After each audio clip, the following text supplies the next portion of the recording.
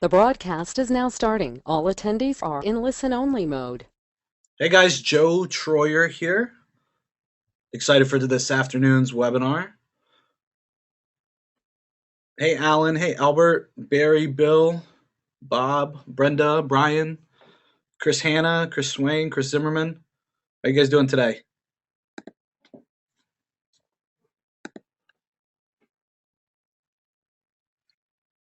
David Schloss, what's up, buddy?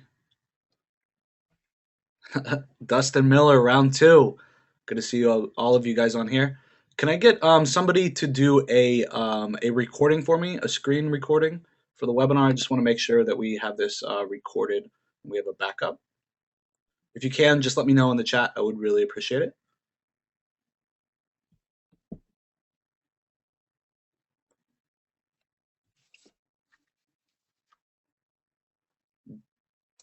All right.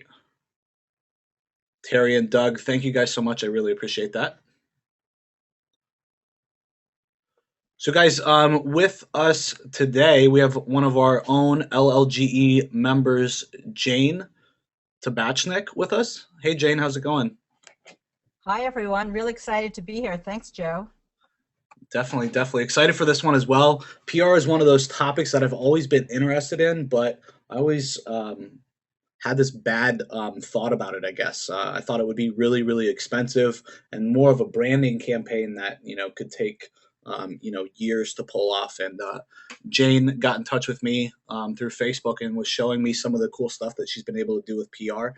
And I knew that we had to get her on a webinar so you guys could take advantage of some of these tips and tricks as well.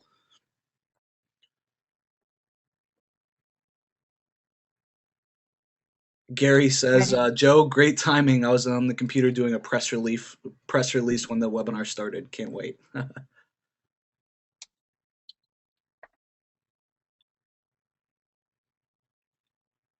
right, awesome. So we got a bunch of people trickling in right now. Just give us a couple of minutes, 2 or 3 more minutes, and we'll go ahead and get started.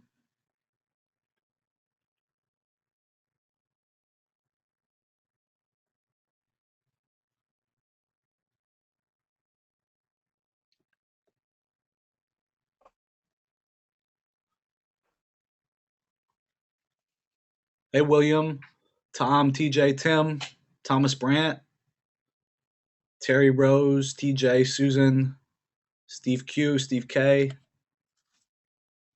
Steve Espinoza. Hey, Ron, what's up?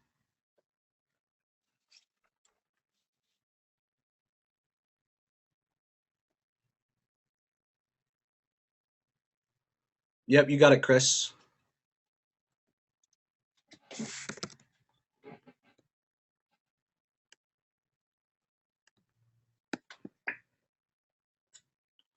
How's my volume, everybody? Somebody said to turn up the volume a bit. Is it better now?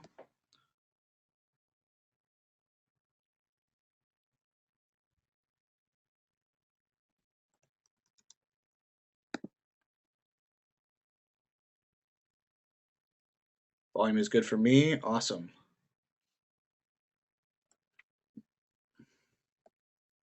Wonderful.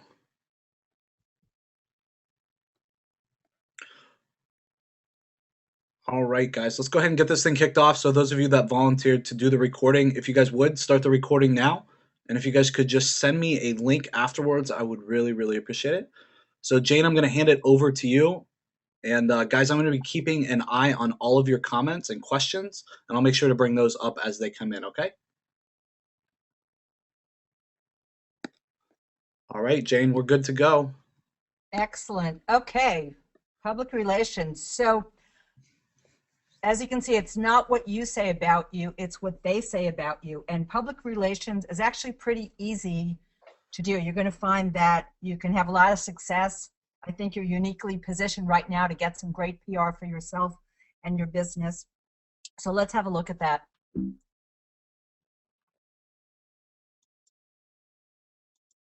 How do I advance this?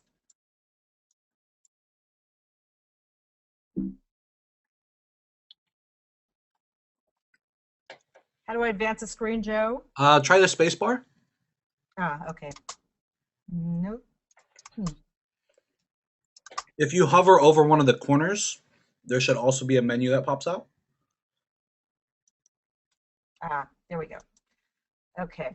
So just a quick definition of publicity. So it's information that concerns a person, group, event, or product that is disseminated through various media to attract public notice. Now, this is actually a traditional definition. There's a new one that was just issued by the Public Relations Society of America that's more about relationships. Here it comes. So public relations is strategic communication process that builds mutually beneficial relationships between organizations and their publics. So it's not just about getting media for yourself, but building relationships with the media, with your audience, whether it's your clients, your prospects, or even potential joint venture partners. So why public relations? Well, it's better than advertising. It doesn't cost anything, but it's not just the cost factor. It provides instant credibility. So when you have the New York Times or your local patch or a blogger write about you, they're giving you third-party credibility. So you're instantly positioned as an expert. And what's great about that is, as an expert, your perceived value has gone up and you can charge more for your services. People are now going to seek you out and they're going to expect to pay more for your services as an expert. Okay, so here's a quick look at what we're going to cover. We've got a lot of information we're going to... Hang on one second, Jane, if you would. So I think what Jane covered is huge, and I just want to shed some light on it.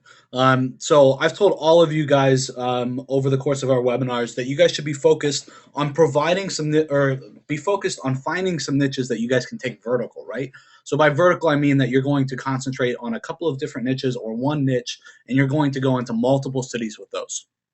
So imagine that you guys picked your niche, and you found that within that niche, there's one or two primary magazines or news sources for that niche that almost every person, business owner in that niche looks at.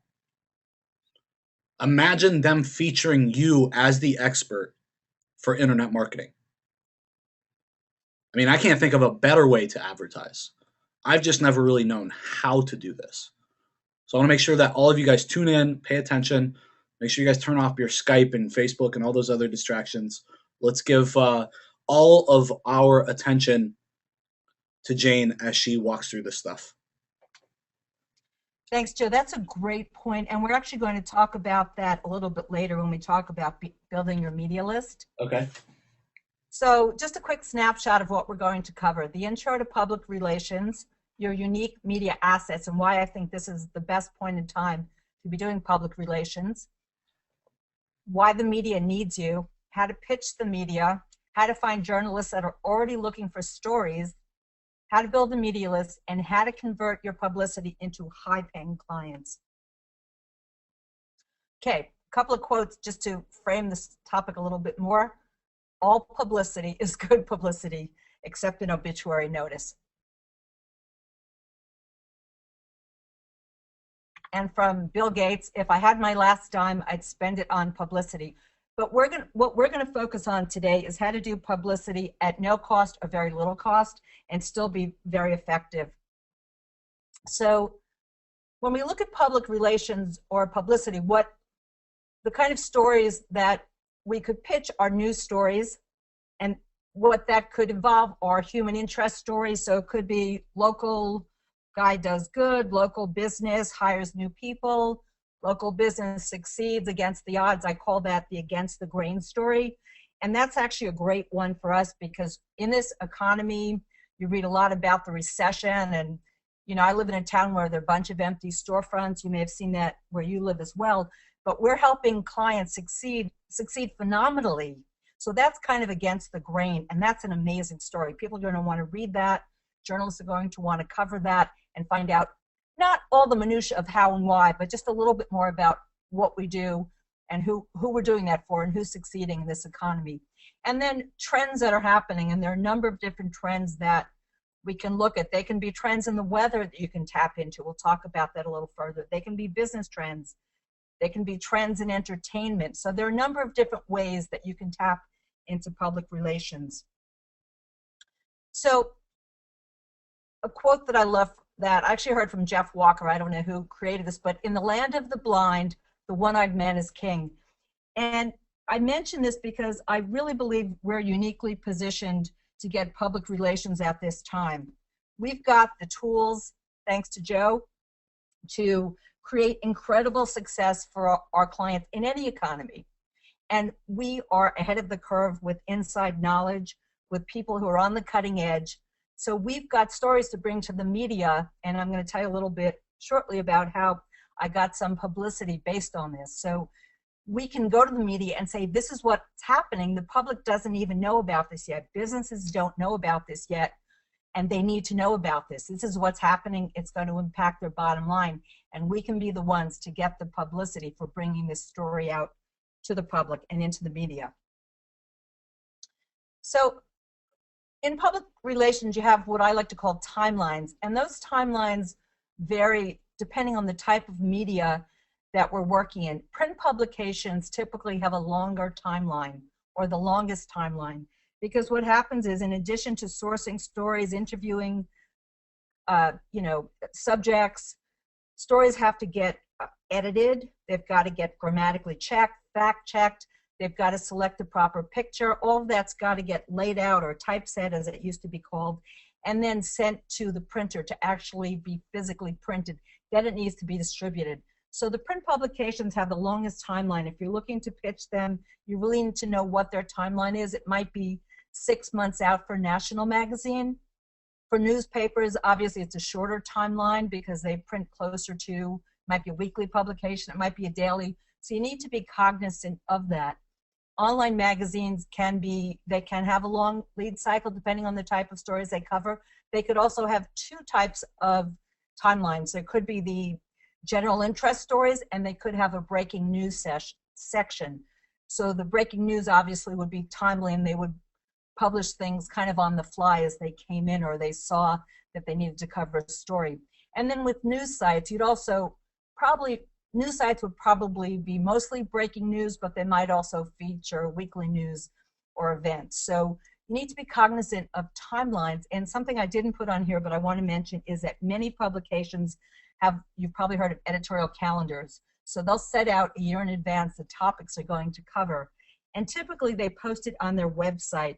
If you look at the very bottom in the text links of most websites, they'll have the editorial calendar. Sometimes it's under advertising, and that's where you can find the topics that they're looking to cover.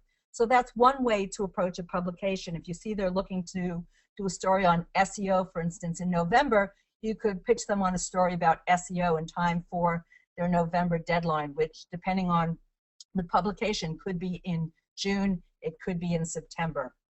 So just something to be aware of. If it's not published, feel free to contact the publication, ask them, do they have an editorial calendar? How do you get a copy of it? Like that. So there are 6 steps to publicity, and we're going to go through them in detail. I just wanted to frame this for you.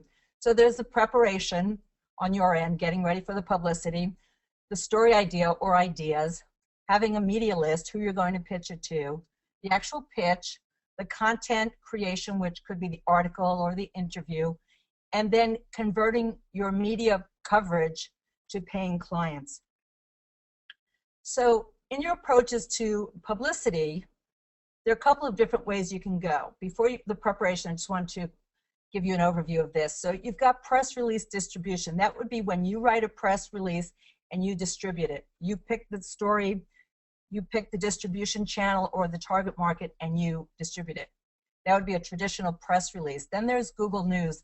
Google News is slightly different than press release sites in that they're more story than press release. A press release is really a particular format meant to put out news about you in particular. With Google News, it really has to be a news item. You can put a link or a quote by you, but Google is not going to accept it if it really is a press release or basically an advertorial or an advertisement for your company. Then the next category is pitching the media. That's where you can come up with a story concept and pitch the media. You can create a targeted list. It could be, as Joe mentioned, the top industry publications in a particular niche that you're working in. It could be your local newspaper or the local patch or hyperlocal blog if you happen to have one. So you create a targeted list and then pitch your story or story ideas to them. And then the media could approach you. It happens sometimes when you get publicity or someone you know knows a journalist that they hear about you and the work that you're doing, and they approach you and ask to interview you or get a quote from you, which is pretty exciting when that happens. And then the last category is responding to journalist queries. So there are a couple of services that we're going to talk about that aggregate queries from journalists, and you can subscribe to them. Most of them are free, and you can then scan them and see which ones you have the expertise to apply to and apply to them, and you can get quoted in the media through that, which is pretty cool. So preparation. You need a bio that you're going to send out to the media. And this bio should be just a quick snapshot of who you are, what you do, and why you're qualified to write a story for them or be interviewed on a particular topic.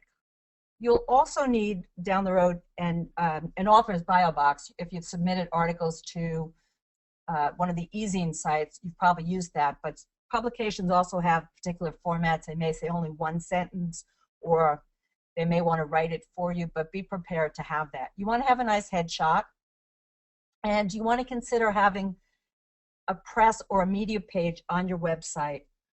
Journalists will go to that to check you out, to see if you've already had media coverage, to see if you've got all the information they need on the page. If you haven't had media coverage, it's still okay to put one of these pages up, but put some information about you, your bio, your headshot. You can have a synopsis of clients you've worked with or the types of industries you serve, just making it basically, I like to say, a nicely wrapped gift package for journalists. You will make great friends with journalists if you help them do their job for them. They're really busy, and they most appreciate people who come to them prepared, who have all the information in a nice, neat format they can easily download at any hour of the day or night, not having to get in touch with you to get that information. So putting it online or even on your Facebook page can be really helpful to make it accessible for them. Okay. Here's just a quick little format a template you might want to use for your bio. So the way it works is the fill in the blank or the blue. So it would be we help, and you insert your target audience, and then you name their problem, and at the bottom you put the solution you provide. And this is what it might look like. We help local businesses who are struggling to find clients attract a steady stream of new clients. Pretty simple, concise. You know, you could add a simple statement after this, giving a very short story of how you helped a local client. But it gives the media an idea of who you work with, how you help them, and what problem or solution you offer. And again, you don't want to give them the tactics of how you do it. They're really not interested about SEO and Google Places unless that's what the article is about. So you just want to give them a snapshot who you are and really how you help and why it's going to be important to their audience and if it's a fit. Story idea or ideas. This is just a couple of ideas. They're certainly a long list, but as we mentioned, breaking news can be great things to pitch to the media. A problem that you solve. It can be the simplest problem in the world, but if you've got a solution to it, then it can be something that's much appreciated and worth writing about. Human interest stories are always great. The more bizarre, sometimes the better. You know, instead of dog bites man, man bites dog. Milestones, whether it's a milestone in your company or a client's company, the 500th customer, the 500th, person who signed up for your newsletter, whatever it is. Sometimes they're not as newsworthy, but when you think of global as opposed to local, something that could be newsworthy on a local level can be smaller in scope than a global story. For instance, the 500th customer for a local business might be noteworthy because there are 20 people who live in the town. you know, in a city like New York City, the 500th customer could happen in one morning. So everything in perspective, and it's important to be aware of that. The other thing I just mentioned, which I think is really a good concept, is consider doing a press release or some press about one of your clients by promoting them. And of course, you can mention yourself in a nice way within the publicity. You're helping to do something great for your client. They're going to then want to promote it to their entire list or audience, getting you more publicity in the process. And it's nice to send something to the journalist about something besides yourself. So I think it's a win-win-win type of thing to consider sending out press about some of your clients, even if it does benefit you somewhere in there. Trends can be a great thing to do publicity about. Everyone's interested in trends. And you know, something to realize about the media, you know, when you're working with a publication, they have a limited staff, and as good as their intelligentsia is out there, they need sources.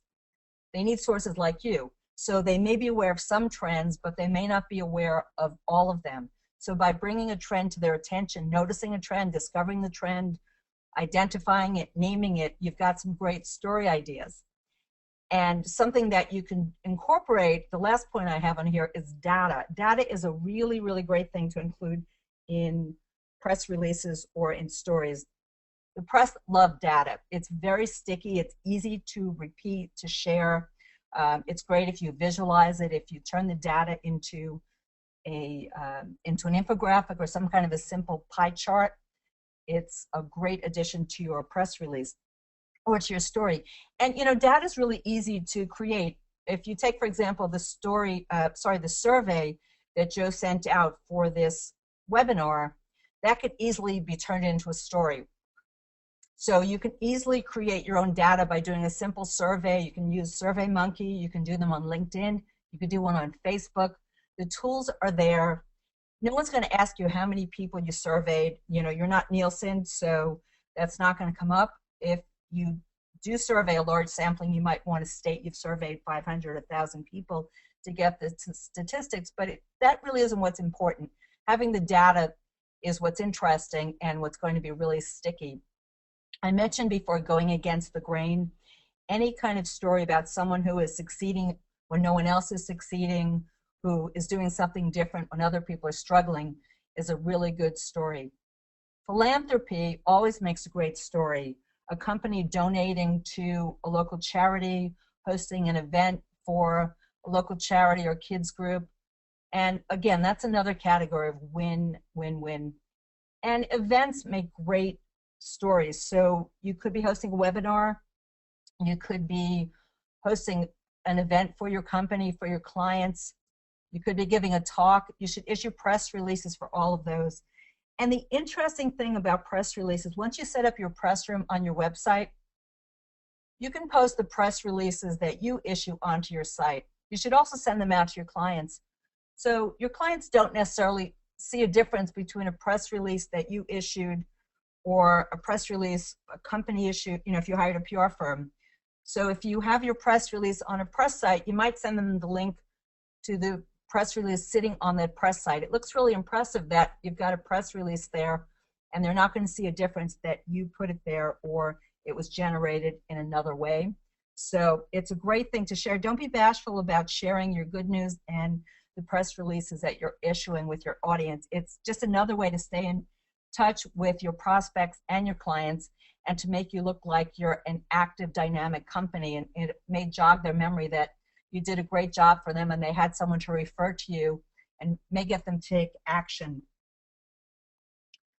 A couple of other story ideas that are fun are something that I've used for a long time that was just renamed newsjacking by David Meerman Scott.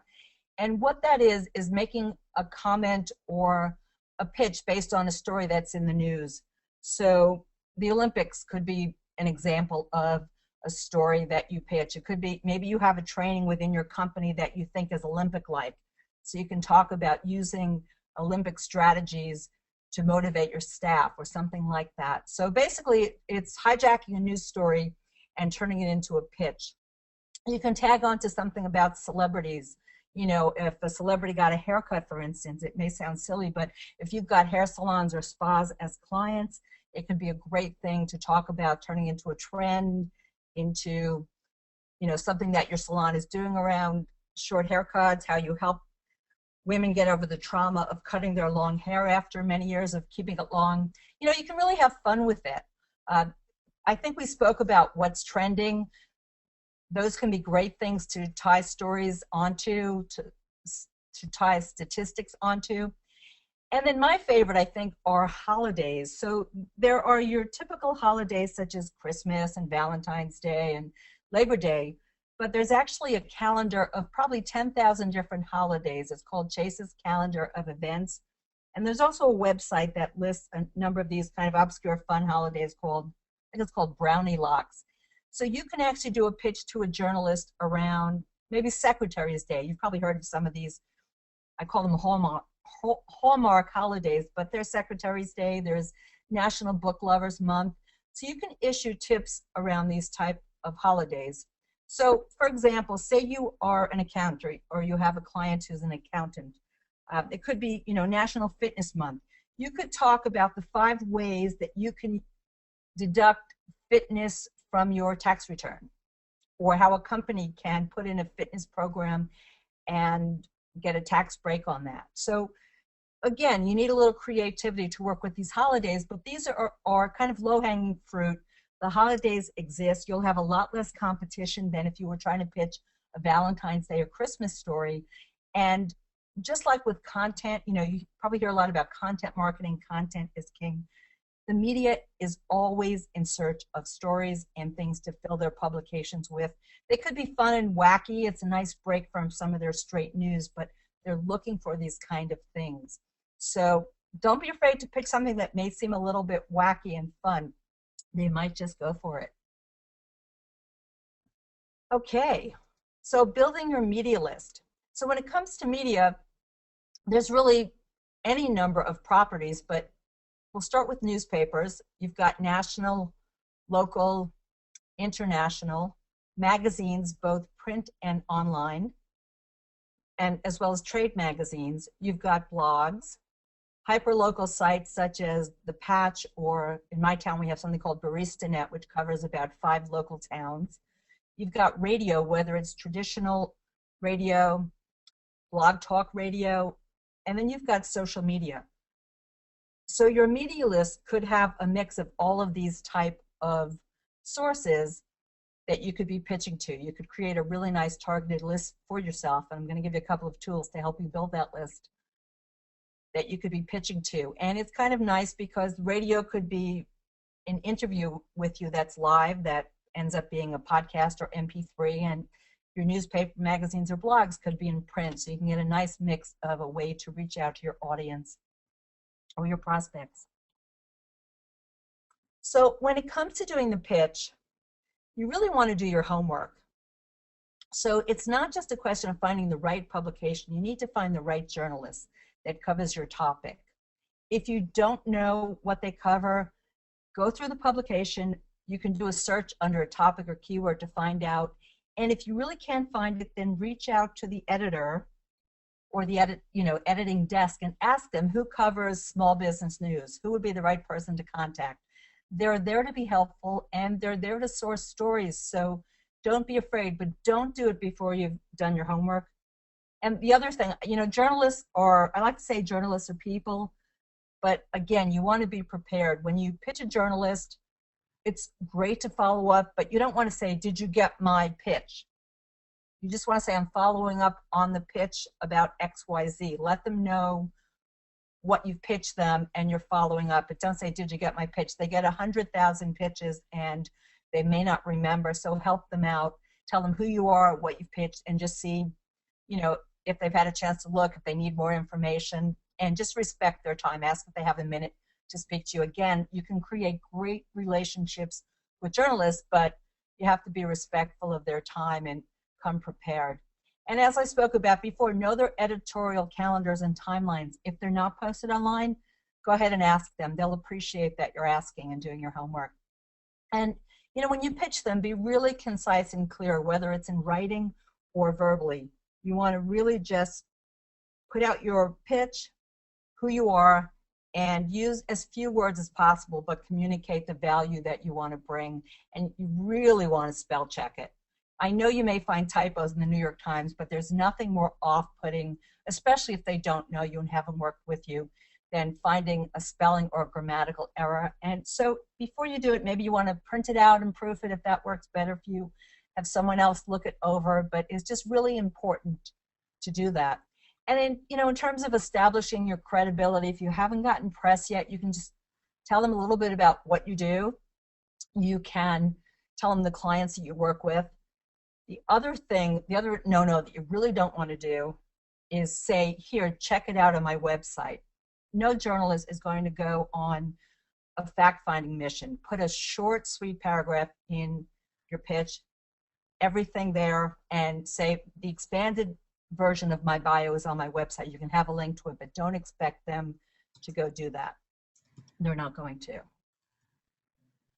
Content creation. And really what we're talking about is content creation. It really goes, I should say that content marketing does involve publicity, so you may be hearing some overlap, and there certainly is. So when you're creating your content, whether you've been asked to write an article or do an interview, you really, again, want to use concise language. You want to get in some facts, some quotes.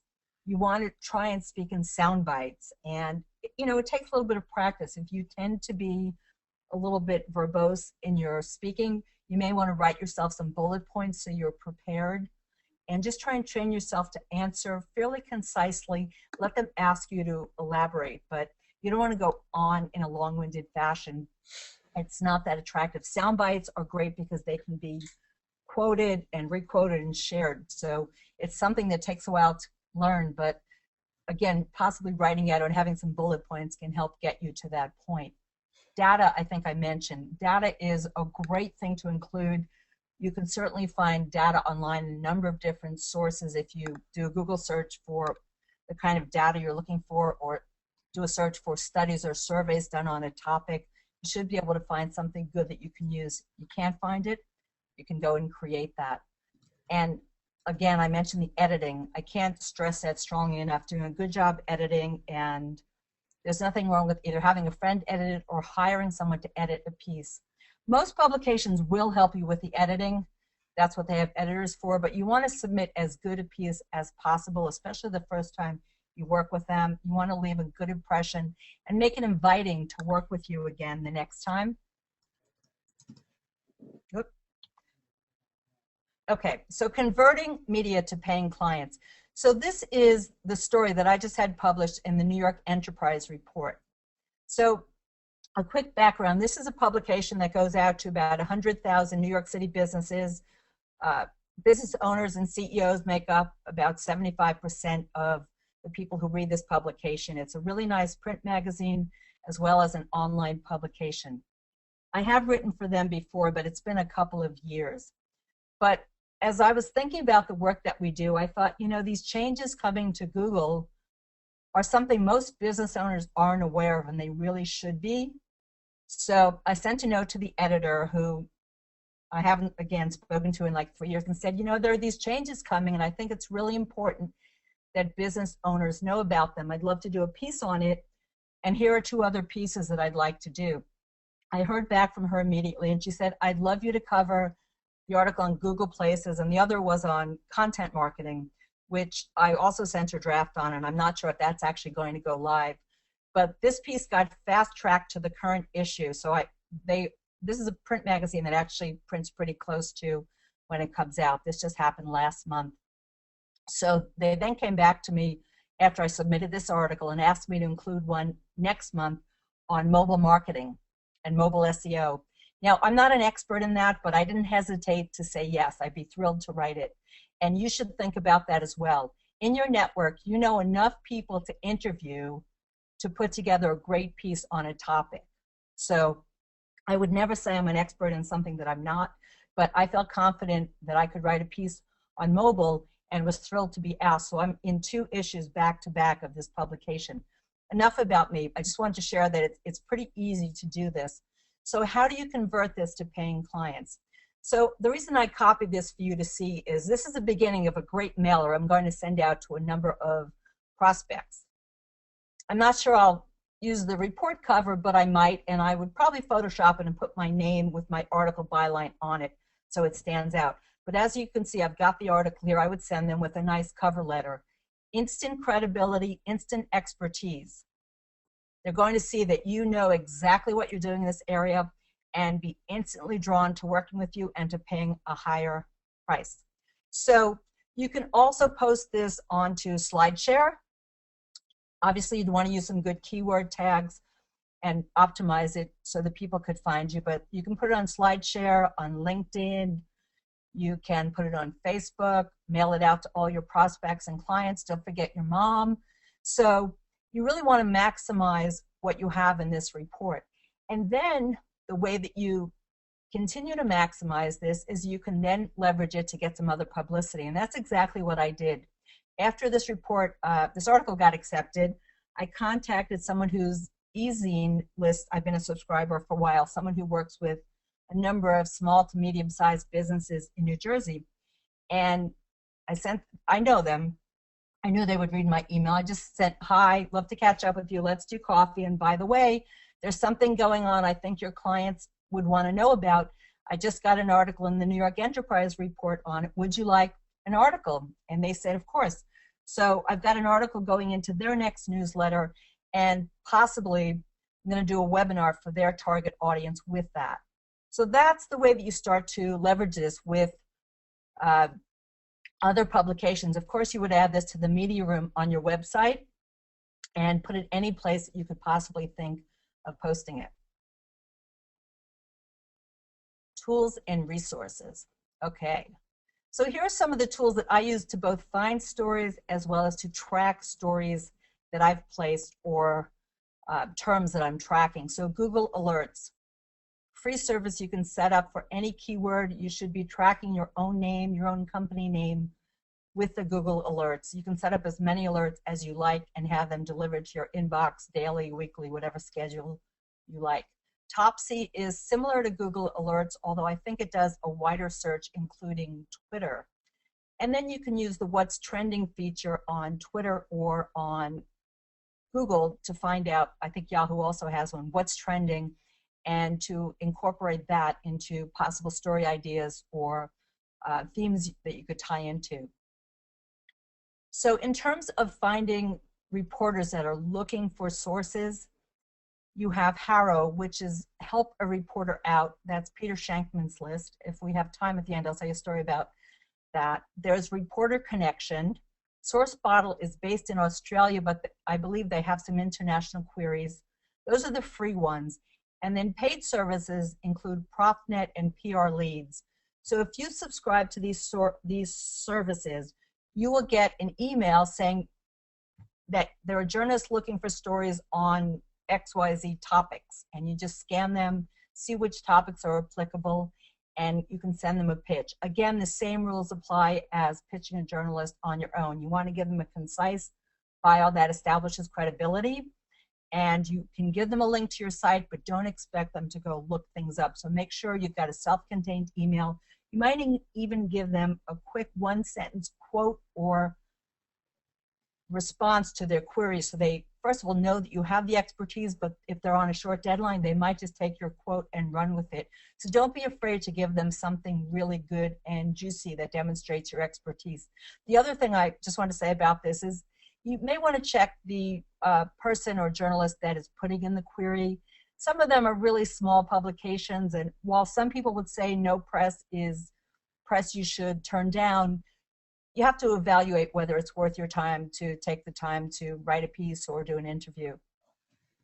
And the last things that I wanted to mention under tools and resources right here are Fiverr, Odesk, and Elance.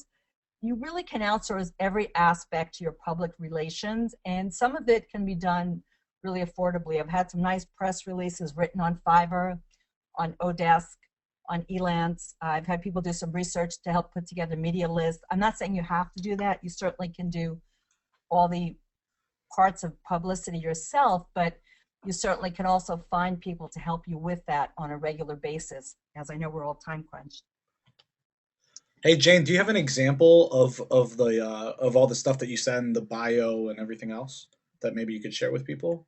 You know, I do actually. Should I put the link here in the, Yeah, I think that would be awesome. Just okay, so people have a reference point. I mean, because I think it's very easy to do, but obviously the devil's in the details. So I think a good thank example you. would definitely be important there. It's a great idea. I'm just trying to type it here. I don't know why it's not letting me type here. I can put it in the chat if you just want to say it out loud.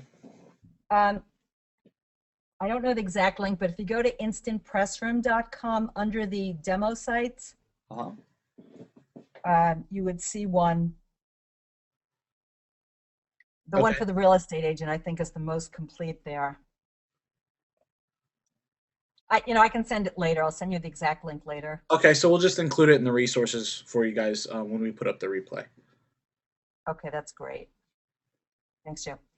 No Okay, problem. so best free press release services. And the reason that I've got this segregated, I just want to say up front, if you're looking to issue a press release and get journalists to pick it up and write about you, the chances of that happening from a free press release service are really, really low. So if you're really looking to send out a press release and get publications to write about you based on that, you really need to look at using a paid press release service. I'm going to talk about those in a minute. Of course, you've got to have a great story. You've got to have something newsworthy regardless, but these particular press release services for free serve the following purposes. Google News, the best one for me has been onlineprnews.com. These are all free. Some of them have paid versions. Just a note about free versus paid for these particular services. If you have a timeline, you need to give them some time to review your press release. Some of them, because they're a free site doesn't mean they accept everything. I've had them ask me to revise something that it sounded too advertorial. It didn't sound newsworthy enough. So I appreciated the feedback and went ahead and did that. Some of them, if you really want to get it going, you may want to use their paid version. They're not typically not that much money, $22, $35. So, get a sense when you go on the site. They don't necessarily tell you how long it's going to take them to review your release or whether they just approve them instantly. So be aware of your own timeline and what you need to accomplish. So the best one for Google News is Online PR News. Second and third after that are openpr.com and prfire.co.uk. For appearing in web searches, for organic search, in other words, it's again prfire.co.uk and Newswire Today, as well as PR Zoom. And for link building, the best two I've seen are PR Zoom and Idea Marketers.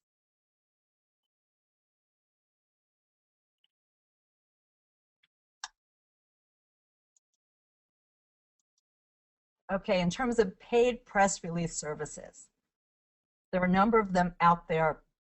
PR Newswire e-releases have been really good for me. They can be a little bit pricey. You need to look, they have a number of different options, so you really need to look at the options and see what features you need. Some of them have the ability to target in a fairly granular way. You may be able to target by a particular industry sector. You may be able to target just by state or by a metro area, so maybe you can do just the New York City metro area. So they do have different options. SourceWire is a great one. It's probably the most affordable, but it tends to focus on the United Kingdom. And then you've got PR Web, which has also been a really good paid one. So just a quick look at what we've covered. I know it's been a lot. You've probably got a bunch of questions. You've had an intro to public relations. Hope you've gotten a sense of your unique media assets. I honestly believe you've all got the best stories and message right now to get some great publicity for yourself. There's no question the media needs you right now for content stories and to let them know what trends they should be covering. Hopefully you've got an idea of how to pitch the media, how to find journalists looking for stories, how to build yourself a media list, and how to convert some of the publicity you get into higher paying clients.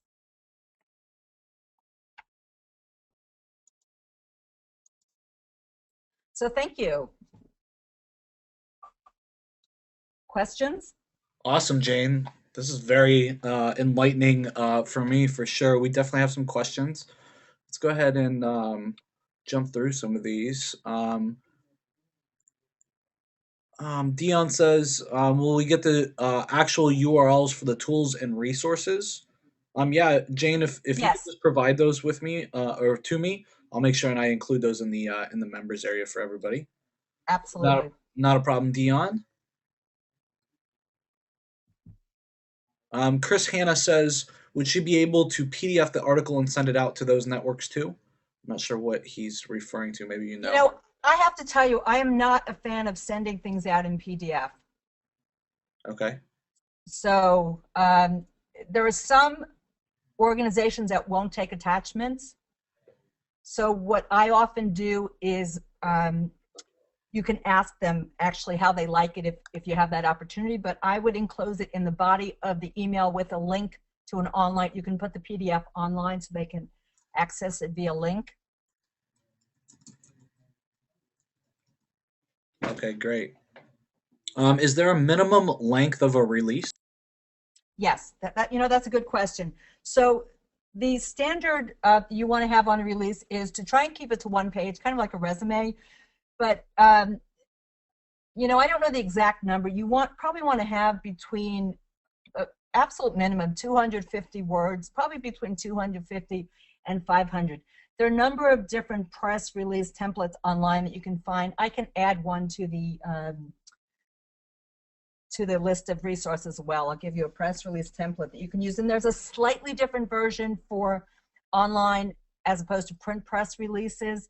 And then again, just want to remind you for Google News, it's really a different format. It's not the press release template. Okay, great. Jane, can you compare the contrast between digital versus traditional release tactics? Was a question that we got from Mark Levin. I'm sorry, would you mind repeating that? Digital versus? Digital versus traditional release tactics. Oh, tactics. Okay. Okay. I'm not sure I totally understand the question. Let me try and address that. So ask Mark, do you mean when you're sending the packet out or when you're approaching a print as opposed to a digital publication? Just let us know, Mark, and we'll get that answered from you or for you. So hang on one second. Mark, if you just want to type that in, we'll get that answered. Okay, super.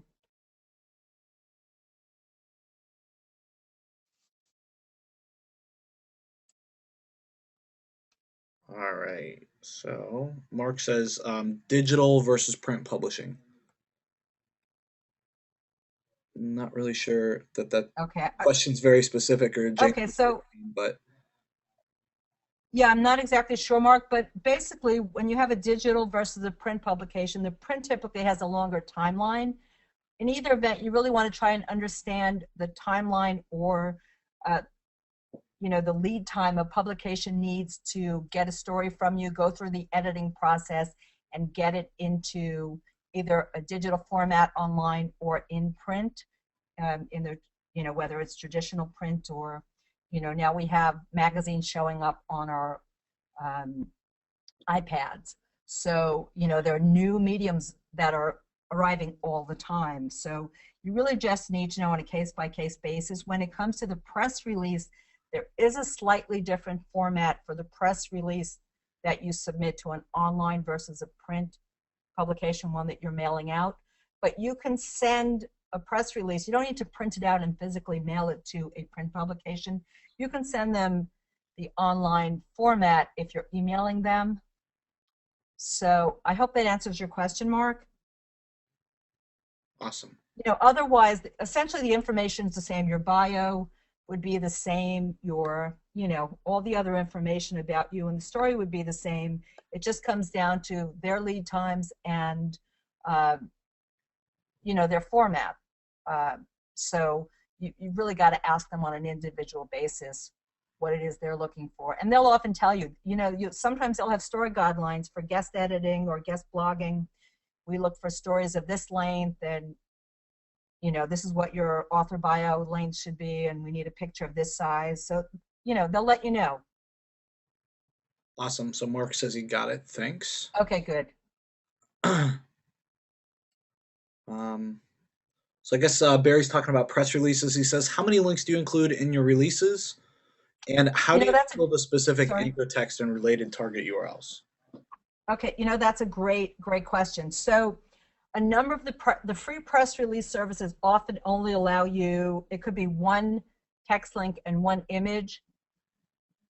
And if you upgrade to a paid version, they'll offer you more. So that can vary on an individual basis. Okay. If you're issuing your own press release, just writing it, putting it on your own site, which, you know, nothing wrong with doing that, then you'd probably want to put 2 to 3. Okay, great. So I see Jane on this page. We got a link here. Will you tell everybody a little bit about the program that I had you put together, just so if they want to learn more about PR, that they can take that next step? Sure. So so I put together a PR training program for you, and it's basically a 4-week program. It's 4 live webinars, which will all be recorded and archived, as well as a PR handbook, swipe files, which include the exact emails and pitch letters I've used to successfully get published, as well as some other people's successful swipe files. It includes a resource guide with the best tools and resources, many of which I've mentioned, but there are many, many more.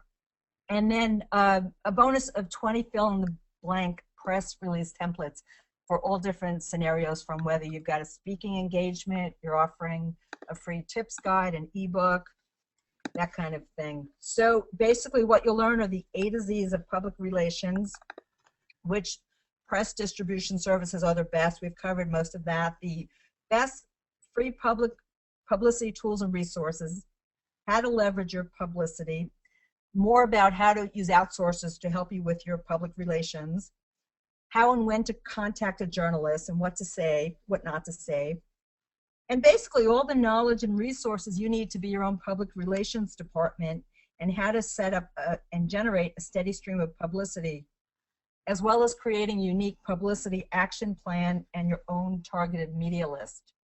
Awesome. I love the swipe files. For me, that's that's worth whatever you're charging. I don't even know what you're charging, because I definitely am interested in PR. But for me, it seems like this big, huge thing that I don't really know how to systematize or to put any type of process around. So that swipe file is definitely, the pitch letters and the exact emails that you get, that you use to pitch, and then obviously those templated press releases as well. I think that's great. And that's a good point, Joe. It really is a question of setting up a system and just kind of understanding the rules of the road. And I think it can be a little bit intimidating at first, but I'm here to tell you, I taught myself to do this initially. My very first business, I was a fashion designer, and I needed some business. So I had no idea what I was doing. I just started contacting the press. This is a long time ago, so there wasn't much in the way of online or email. So it was dialing for dollars, and I made it work. I got some great publicity, and it's something I've had fun with over the years. And I know all of you can do it, and you can really make it work for your business, and can have some really happy journalists because they're getting to work with you. And I really mean that. It's only $97. Should I charge more? Yeah. Just wait until everybody gets a chance to buy though. I just bought $97 for me as a no-brainer. I definitely want to know more about publicity, and so thank you for helping us with this. I know I definitely appreciate it. So we do have a couple more questions. Let's go ahead and knock these out quick. I just got a minute or two though, and I got to run. Okay. So do you write the releases like a journalist style in descending importance paragraphs? Wow, I have no idea what that means. Mickey Dorf It's a great question. must have some history in PR or something. Yeah, it's a great question. In a sense, you do. So the headline being the most important, and keyword optimized. There's definitely an SEO component to success with your press releases. But there's a format that flows. So, the first paragraph has to be kind of a summary of the rest of the press release, and then it kind of falls into a format with a quote about us, about the company, or about the if it's about a speaking engagement, about the speaker, that kind of thing. So it does to an extent, and then it kind of diverges into press release format. Okay, great. Gary says he likes PR log, and you can also embed a video into it, and it's free. Huh. Okay. Awesome, thank you. Chris Hanna mentioned that you guys can use Magic Submitter to also submit Ah, press releases. So that definitely gets my brain going because I'm seeing a lot of press releases rank in Google as well as citation sites. So thanks, definitely, Chris, for bringing that up. yeah, thanks for mentioning that, Chris. Good point. Let's see. Lou Silva, I hope I said your name okay, Lou, has a question. He says, when working with a local radio or TV station, is it proper protocol to establish the relationship with only a single radio station or TV station, or is multiple stations okay for the same media type? You know, that's a great question, and I wouldn't relegate myself to one media station. However, what they will probably want is an exclusive on a particular article. So, well, I shouldn't say it. If a radio station is interviewing you, there's not an exclusive. They're going to interview you about lead generation. Then, you know, it's a topic they're going to have a conversation on. You may want to let them know you've done an interview, and you'll offer them different questions so they can have a different perspective on it than the other station. So, you know, you want to be upfront with them and say, I've done an interview, and what I'd like to do is make it special for you, and just let's look at it from a different point of view, because they don't want to be, you know, second. They want to have, most of them, I should say, don't want to come second. They want to have, you know, the first dibs at something. So work with them and make it so that they do feel special and they've got that opportunity. But why would you, you know, relegate yourself just to one? And, you know, the good news is once you get one, it really opens the door not just to clients, but to other publicity. It's kind of, you know, it's like a catch-22 in a way. How do you get your first one? But once you get it, you can just say, you know, I did an interview on this station, and let them know, or I've got something in print. And if you want to get your first one, you know, find a buddy who's got a blog, write something for them, and that's your first one. You've done it. So just go for it. Have fun. Thank you so much, Jane, for putting this on for us. I really appreciate it. And everybody, if you guys valued the last hour, please type a question in or type in a comment for Jane. Just say testimonial and tell her what you liked about the last hour because Jane didn't have to do this. And she didn't have to put together this package for you guys. So if you would, just tell her that you guys appreciate it. I want to make sure when we ask Jane to come back that she will. Thanks, Joe. So thanks Thank you again, all. Jane. I really appreciate it. Everybody have an awesome afternoon, and I look forward to catching up with all of you guys very, very soon. And for everybody that's in the mastermind, we are getting started in just a couple of minutes. Have an awesome, awesome afternoon, everybody. Bye.